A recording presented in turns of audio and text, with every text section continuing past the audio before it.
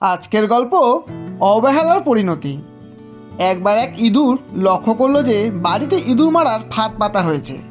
সে খুব ভয় পেল। ফাঁদটি অকেজো করার জন্য সে ওই বাড়িতে থাকা মুরগির সাহায্য চাইল।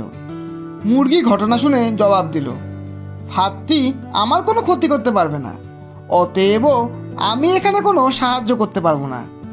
মুরগির কাছ থেকে এই উত্তর শুনে ইঁদুর খুব দুঃখিত হলো এবং ছাগলের কাছে গিয়ে সাহায্য চাইল।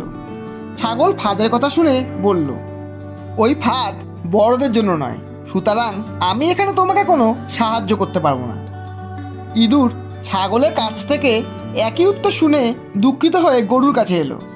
সব কথা শুনে গরু অহংকারে হাসতে হাসতে বলল, সামান্য ইঁদুরের ফাঁদ আমার মতো বস্ত বড় প্রাণীর কোনো ক্ষতিই করতে পারবে না, আর যা আমার কোনো ক্ষতি করতে পারবে না তাতে আমি তোমাকে কোনো সাহায্য করতে পারবো না।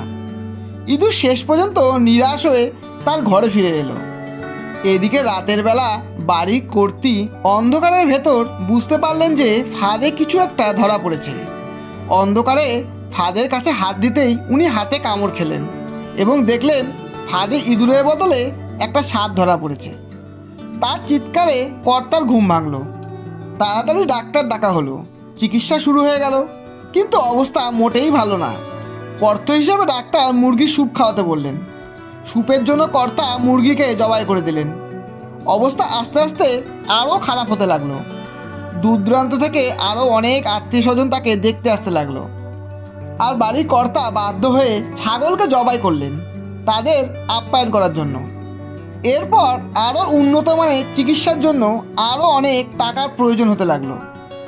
অবশেষে টাকার প্রয়োজনে বাড়ির কর্তা তাদের গরুটিকে কসাইখানায় বিক্রি করে দিলেন। একসময় বাড়ির কর্ত্রী সুস্থ হয়ে উঠল। আর এই সমস্ত ঘটনা ইঁদুরটি তার ছোট্ট ঘর থেকে পর্যবেক্ষণ করল। উপদেশ: কেউ বিপদে সাহায্য চাইলে তাকে সাহায্য করা উচিত, হোক সেই বিপদ আপনাকে স্পর্শ করুক বা না করুক। বিপদগ্রস্তকে সাহায্য করা মানুষের নৈতিক দায়িত্ব। অন্যর বিপদে উপহাস করলে তার ফল আমাদের নিজেদেরকেই ভোগ করতে হবে। গল্পটি শেষ অবধি শোনার জন্য অসংখ্য ধন্যবাদ। গল্পটি ভালো লাগলে একটা লাইক অবশ্যই দেবেন এবং বন্ধু ও প্রিয়জনদের শেয়ার করে চ্যানেলটি সাবস্ক্রাইব করে পাশে থাকবেন।